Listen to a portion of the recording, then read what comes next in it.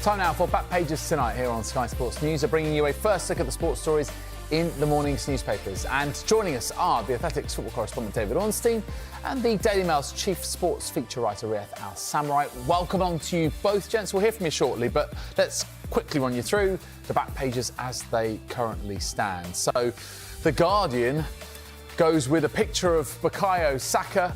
And you can see there, Saka strikes on return as gap narrows. He's been away for 100 days and he comes on as a sub and scores in Arsenal's 2-1 win over Fulham. Same expression, same old Saka there, back page of the Times. Arne Slot, we must work hard. Liverpool head coach addressed squad after almost unacceptable manner of defeat by Newcastle. A couple of other interesting stories there on the right-hand side as well. Saka's back with a bang, says the front page of the sports section of the Daily Telegraph. Arsenal winger hits winner just 7 minutes after return from injury. Also, very interesting there, just below that, Salah apparently open to Saudi move as the Liverpool deal expires this summer. And, of course, one of three players who, of course, are out of contract, big players too. Back page of the Eye looks like this. Guardiola stands in solidarity with fans over tickets. And instead of Bukayo Saka, well, the Eye go instead on Anthony Elanga, as Nottingham Forest continue to, defy the odds and beat the big teams this season. 1-0 victors over Manchester United at the City Ground. OK, so we're going to start with the back page of The Guardian. Hello once again, David. Hello once again, Riyadh. So it's all about Bukayo Saka, and you can understand why. Arsenal fans waiting over 100 days for his return after that injury at Crystal Palace. And then David coming back just 7 minutes after coming on, finishing off a sweeping Arsenal move to give them ultimately the decisive goal in the win. God, those 100 days must have felt like 100 years for Arsenal fans. Yeah, and their position in the sort of Premier League and the domestic cup competition shake-up has suffered in his absence. Luckily for them, they've kept going in the Champions League, but their statistics are down without him. Their performance level has dropped, and it's really hit them hard. And perhaps you don't know what it's got till it's gone. And his value has risen in his absence, you could say, because he is just an unbelievable talent. He's a boy that's come through the Arsenal Academy. He offers so much for club and country. He's got an infectious personality. He's even liked, it seems, by many rival fans. Even if you think back to the way he responded to the adversity of missing a penalty in the Euros final, and he just goes from strength to strength as a goal scorer in terms of assists, influence, and it's great. Arsenal, are going to suffer now with the loss of Gabriel through injury, maybe Timber as well, but they've got their best player back, and that will give them hope going in to the end of the season, and in particular the Real Madrid Champions League tie. It was a great scene for Arsenal fans and for Saka to have him back tonight. His smile is going to be plastered all over the back pages, and it gives them hope. And they will feel very grateful to have him back in their team, and popping up with a goal tonight was sort of poetic, really, and it proved to be the winner. Yeah, back page of the Times. The headline there is "Same Old Saka." Riyadh, I mean, ultimately, as far as Bukayo Saka is concerned, it feels like, yes, as David says, they really do miss him when he's not there, but he's just one of those irresistible forces. He's sort of magnetic with his play, with his smile, with the ball stuck to his feet, and the touch that gives him, the impact that he has. I think he's the kind of player who makes you want to watch football. Like you say, I think infectious is a word for it. You see him play and it makes you happy. He's dynamic, he's attacking, he's got personality, he expresses himself. And, look, if we're going to try and sort of squeeze the pips out of this title race as well, he kind of gives us a reason to think maybe, possibly, obviously, we've probably got to be a bit sensible about the margins involved, but if we're going to sort of humour the situation, he is precisely the player that you want to see on the pitch making a go of it. I think it's really. I feel for Arsenal tonight, and I feel for Arteta, because obviously you have this hugely uplifting moment where the fan favourite comes on, he ends this 3 months away, scores the goal. But the Gabriel injury, I think, really does put a cloud over it, because when we look ahead to that Real Madrid game in a week's time, that central defensive partnership with Saliba, I would make the argument that's every bit as important to Arsenal, the way they play, as Saka is out on the right, as Odegaard is in the middle, as players like Declan Rice. I think that is an absolutely key component of Arteta's side. And for him to be out injured, they've also got the injuries around Calafiori as well at the back. So Timber, we're kind of waiting to see on what his situation is from this evening as well. But this night, which had the potential to be incredibly uplifting, has quite possibly left Arsenal in a worse state of damage. And so I'm fairly sure it's going to be a very mixed feeling for Arteta. Yeah, I think bittersweet is the kind of word, isn't it? Because of the return for Saka, but then ultimately the injuries that they continue to suffer. Just, it must feel so frustrating for him. We'll come to that point in a moment, but just picking up on the start of your last answer, Riyadh, just put this to you, David. Where does this leave the title race? Is it a race? Again, let's just put this to you. So Arsenal currently 9 points behind, but Liverpool play Everton tomorrow in a Merseyside derby. And then Arsenal played before them at the weekend. Now, should things go Arsenal's way, that 9-point gap could potentially become 6 before Liverpool play at Fulham on Sunday. Yeah, we are trying to breathe new life into this title race. It's unrealistic, and Liverpool should go on to lift their 20th crown, but it's not impossible. That margin can come down further by the time Liverpool play on Sunday. Now, Everton actually have unbeaten under David Moyes, aren't they? It's 9. And so it's not going to be easy. And obviously it was only a few weeks ago, really, that Everton got the better of Liverpool and really got under their skin at Goodison Park. So that should be a really interesting one. Liverpool have had the setbacks of being knocked out of the Champions League, losing the League Cup final to Newcastle, and Arne Slot's been quite vocal about feeling that the Wembley performance was far below expectations and can't be repeated. It wasn't so long ago that they lost at Plymouth in the FA Cup as well. So it's turned against them a little bit. There's been the Trent Alexander-Arnold situation that's caused a bit of angst among the Liverpool fan base. And so when you look towards the title race and you look at some of Liverpool's remaining fixtures, which include Arsenal at Anfield, and there's another tough couple of games towards the end of the campaign, certainly they've got a harder run in than Arsenal, then you start to think, could they? Well, it's improbable. Arsenal would have to be perfect and Liverpool very much imperfect. Arsenal will be kicking themselves that they've not managed to stay on the shoulder of Liverpool, because the way it's gone for Liverpool recently, maybe they could have accelerated on. But Liverpool deserve to be out in front. They've been the best team in the Premier League by some distance this season. That does not mean to say it won't get squeaky towards the end, if I'm to give you the optimistic view from the neutral football fans. We'll always take glass half full from you, David, always. Can I just come back to you, though, on something that Riyadh mentioned about the injuries suffered? So Gabriel, also Yuri and Timber, the significance of those, and also given that they're in defensive positions with Real Madrid round the corner.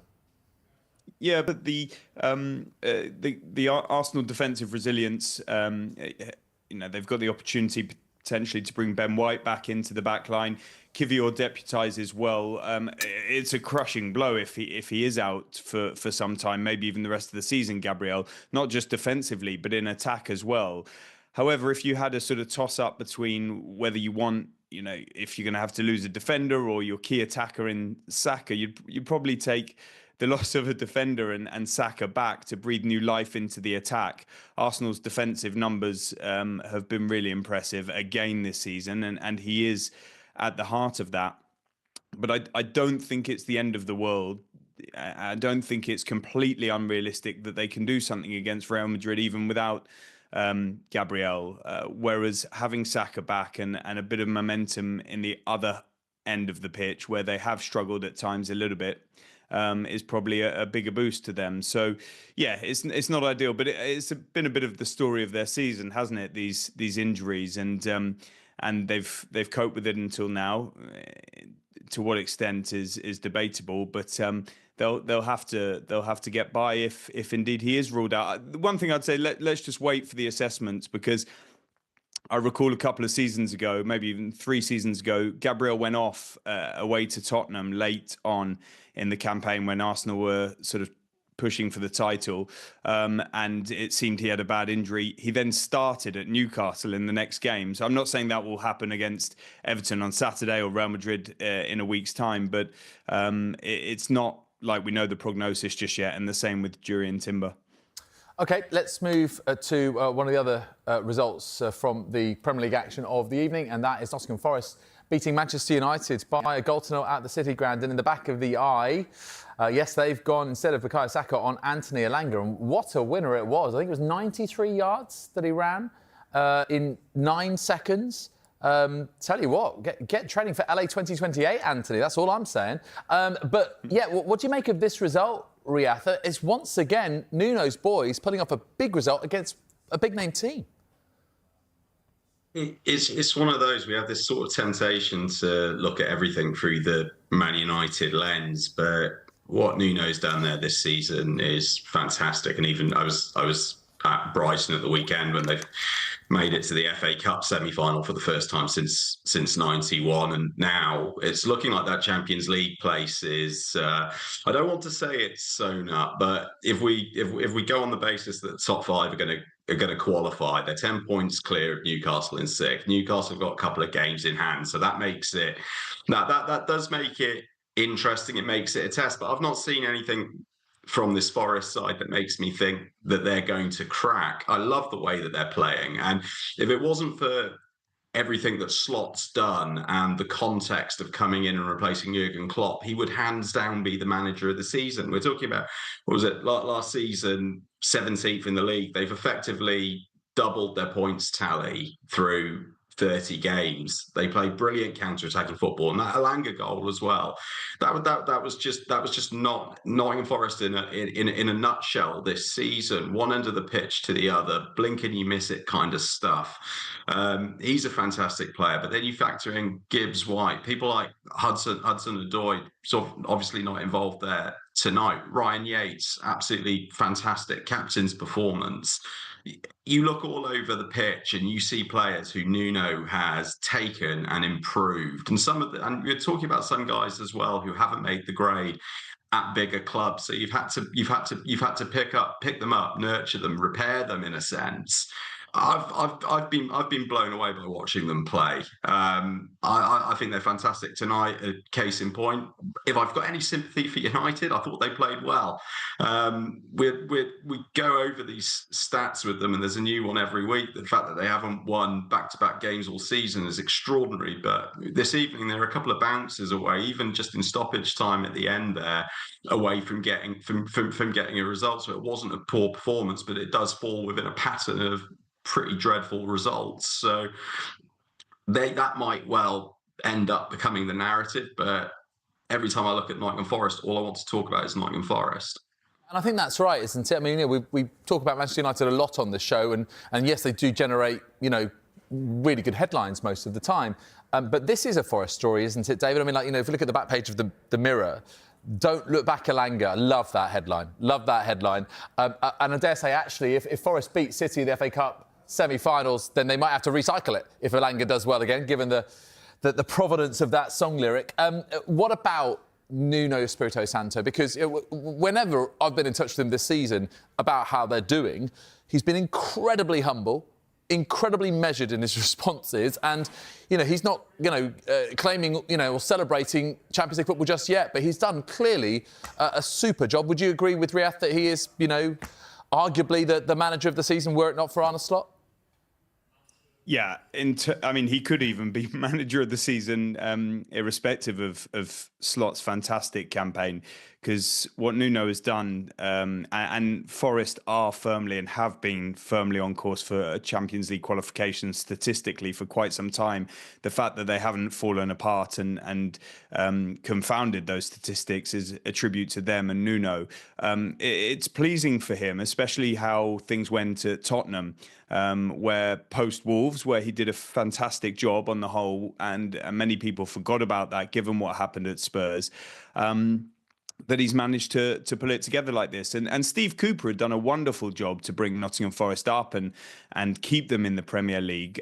There was a lot of scepticism when Nuno took over, and he sort of jet propelled this forward. But we also need to broaden it out wider and look at the recruitment under the likes of Ross Wilson and the ownership, the Marinakis family, because the players that they've brought in, and many people sort of laughed at the scale of their recruitment, and there was a PSR breach in there as well due to the amount of spending post promotion. But the actual profiles and individuals they've brought in and then blended them together and found a system that fits those players and their characteristics, as opposed to at Manchester United, where Ruben Amorim is dead set on his philosophy, irrespective of the players, and they have to fit into that, which clearly isn't working at the moment, because they've not even won consecutive matches this season. Forest have now done the double over them for the first time since, I think, 1992. And then you bring in the crowd at the club, at the City Ground, and the sort of excitement that they're putting on. It's an amazing story, and fair play to them. That they, Nuno, the individuals, the whole club deserves enormous credit.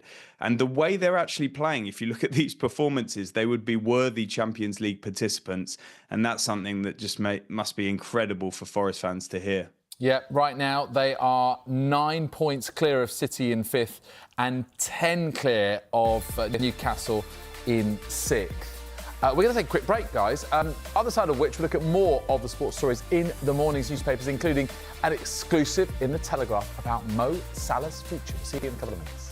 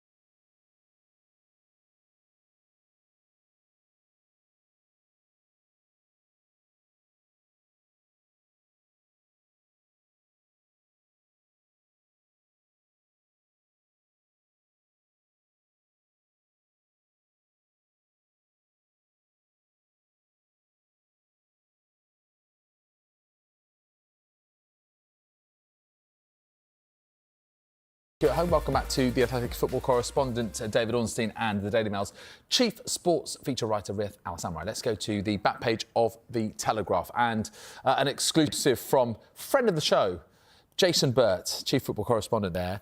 And Riyadh, perhaps the most sort of significant detail in Jason's piece, he said here, it's understood that lines of communication remain open between Mo Salah and the Saudi Pro League, and one senior source insisted that Salah remains interested in the Saudi move, and that although he'd prioritised hearing what Liverpool had to offer, it was believed the Egyptian would be signed up this summer when his deal expired. How significant do you think this development is in ultimately the whole Mo Salah story as we near the end of his contract? It's very significant on the basis that the Saudis still believe it can be done. We also know that they're incredibly persuasive, and that this scenario has run for so long now that you have to believe that Mo Salah is legitimately interested in leaving. My instinct all along has been that, you know, the public comments that he's made this season, I've consistently felt it was a negotiating ploy. I think I probably still believe it's a negotiating ploy, but the fact that this isn't wrapped up and done and dusted is going to be concerning for Liverpool. I'd find it incredibly deflating if Mo Salah at this stage in his career, with the form that he's been in this season, if he chooses to make that move, I think that'd be an incredible loss for anyone who's interested in a competitive, serious league. But clearly the situation's still active and it's still live, and Liverpool are going to have to do even more than whatever it is they're currently doing to try and keep him. David, your experience in these matters as well, particularly with transfer players that are nearing the end of their contracts. We've seen it many times. But what do you think is the kind of key determining factor in what will, decide Mo Salah's mind? Well, I think he is a competitive beast who is not done yet in European football in his own mind, and I don't really see him playing elsewhere in Europe. So my expectation is that he signs with Liverpool and renews his deal. That's been the feeling for quite some time at Anfield, that it's more a matter of when rather than if, and they remain confident as far as I know, and Jason details that within his piece, that Liverpool are really in the driving seat here to get it done because he wants to stay. He is fiercely ambitious. His body's in incredible shape. His statistics are as good, if not better than ever, pretty much as good as his finest season at Liverpool, and it could get even better before the end of the campaign. And so whatever's going on in these negotiations, Liverpool clearly need to get to where he feels comfortable with before putting pen to paper. The Saudis, I'm sure, will provide him with the level of finance that he would want and expect.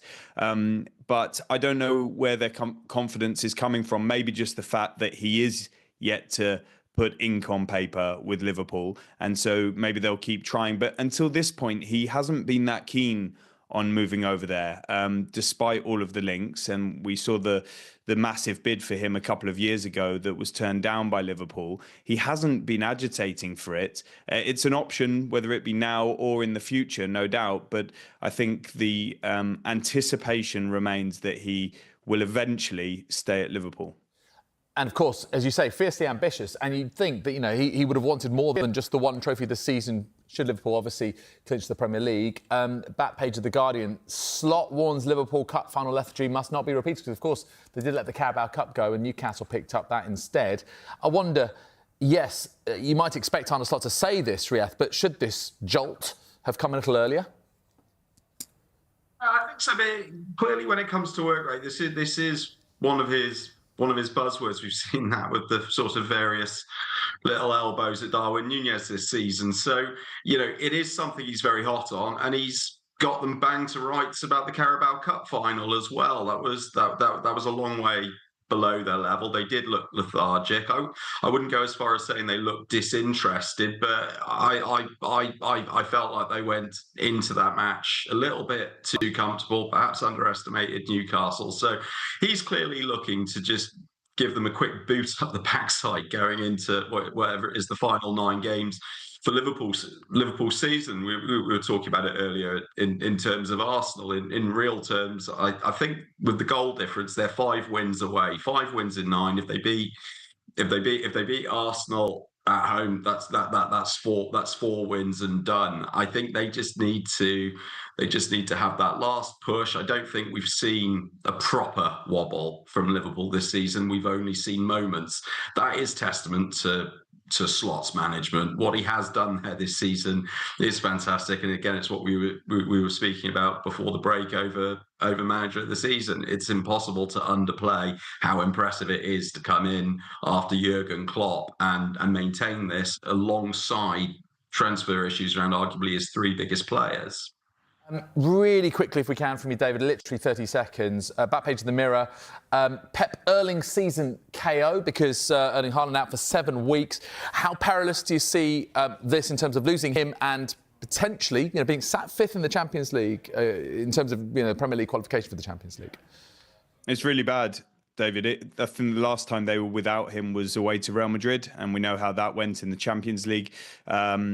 He's absolutely integral. His numbers speak for themselves. They do have Marmoush, which is a big boost, and they're a very good team regardless, but they are weaker without Haaland. And in the race for the Champions League place and the FA Cup, this is a significant setback. They'll hope that he's fit for the Club World Cup, if not just before.